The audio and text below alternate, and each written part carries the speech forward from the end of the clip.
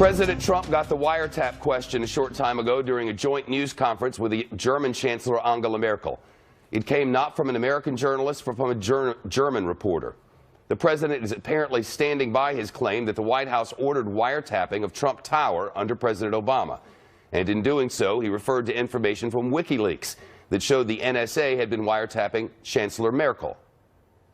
As far as wiretapping, I guess, by this past administration, at least we have something in common, perhaps.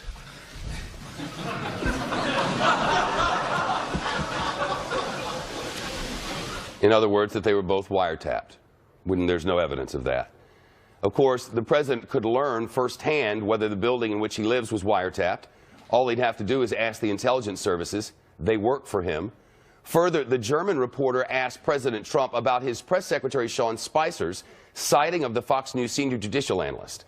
Judge Andrew Napolitano commented on the morning show Fox and Friends that he has sources who say British intelligence was involved in surveillance at Trump Tower. Our White House team will have much more on that from the White House in just a moment. Fox News cannot confirm Judge Napolitano's commentary. Fox News knows of no evidence of any kind that the now President of the United States was surveilled at any time in any way, full stop. The FBI Director James Comey could soon provide some definitive answers on this matter and potential Russia links to the Trump campaign. Comey has so far avoided publicly commenting on the issues, but on Monday he will appear before the House Intelligence Committee for an open hearing, or that's the schedule. Fox News Channel will carry it live. Meantime, today is the deadline for the FBI, the CIA, and the NSA to hand over any names of any Americans who might have been accidentally spied on during the presidential campaign. The request came from the House Intelligence Committee leaders, the Republican Devin Nunes and the Democrat Adam Schiff. It's part of the committee's investigation into recent intelligence community leaks involving aides to President Trump. One of those leaks involved the former National Security Advisor Michael Flynn. He resigned or was fired, depending on which explanation you'd like to believe, last month after surveillance of his phone calls revealed that he had lied about his conversation with a Russian ambassador. There may have been more on that as well. While Democrats have pushed for an investigation into President Trump's possible ties with Russia, Republicans have argued that the leaking of classified information is of greater concern. Our chief intelligence correspondent, Catherine Herridge, is live in Washington. Catherine. Well, Shepard, the House Intelligence Committee invited 5 witnesses for Monday, but only 2 confirming that they will be under oath on that day. FBI Director James Comey and NSA Director Mike Rogers speaking publicly for the first time about the Russia investigation and allegations of wiretapping. This matters because both men have firsthand information of any criminal investigation and whether there were surveillance orders that went beyond what we know already with Mike Flynn, and whether information was picked up through incidental collection, and that will be a key issue Monday. Incidental collection happens when a foreign target like the Russian ambassador is tracked and the phone calls and text messages of an American are picked up, and as I mentioned, based on our reporting, that's how former National Security Advisor Mike Flynn's communications were captured. But there are very strict rules for protecting the identity of an American, and the committee is asking whether those rules were followed to the letter, Shepard. So the intelligence agencies have a today deadline. It has been extended to today. Will they meet that deadline? Well, the committee sent a bipartisan letter to the CIA, NSA, and FBI asking them to explain who in the last administration identified or unmasked Americans whose phone calls were captured during foreign surveillance operations. And this request applies to members of the Clinton and the Trump campaign. I have been very clear about my concern about, number one, the incidental collection on General Flynn, how that was put into a product, how it was unmasked, how it was leaked to the public. Several crimes have been committed here. And a second hearing is now on the calendar, penciled in for March 28th, with former Obama administration officials, the Director of National Intelligence, James Clapper, you see there on the left, who oversees the agencies, former CIA Director John Brennan, and the former acting Attorney General Sally Yates, who was fired by President Trump over the travel ban. This group also has firsthand knowledge of the investigation, and they can also explain how the last White House dealt with these issues, and lawmakers, we expect, will test whether their actions were appropriate or perhaps politically driven in this case, Shep. Catherine, walk us through this incidental collection and why that may be crucial today. Well, we've talked a lot about it on your show and very early into this, which I think was totally the right move, but it's really worth sort of decoding it for people once again. When the U.S. government is tracking a foreign target like a Russian ambassador, they don't actually need to go to a FISA court because they're not an American citizen. They can surveil or trap their communications, so phone calls, text messages, emails. But in the process, they pick up who's on the other end of the phone or on the other end of the email exchange or on the other end of the text, and that's called incidental collection.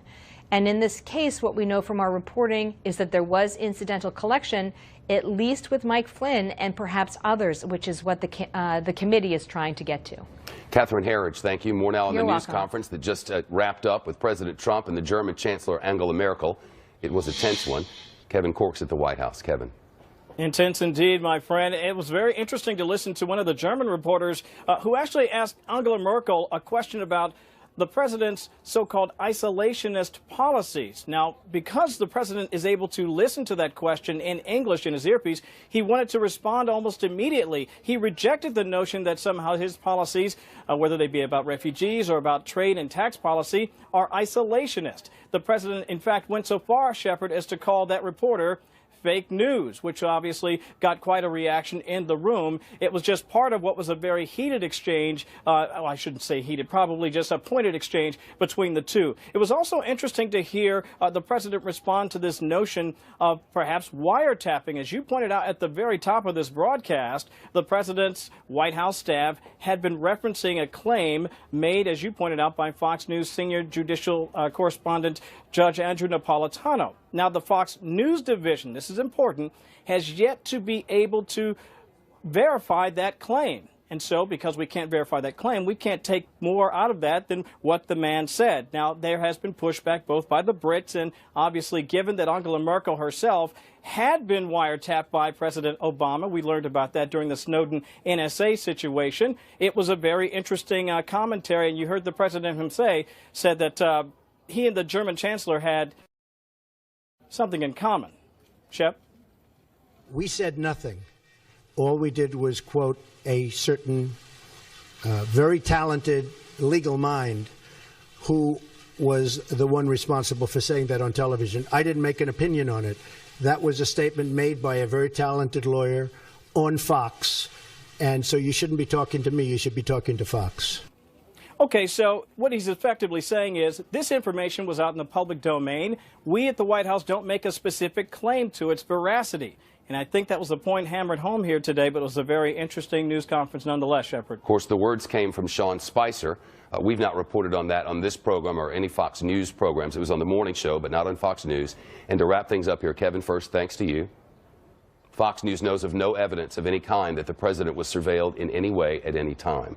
Let's bring in Aaron Zittner. He's the national politics editor for the Wall Street Journal. It just feels off the rails.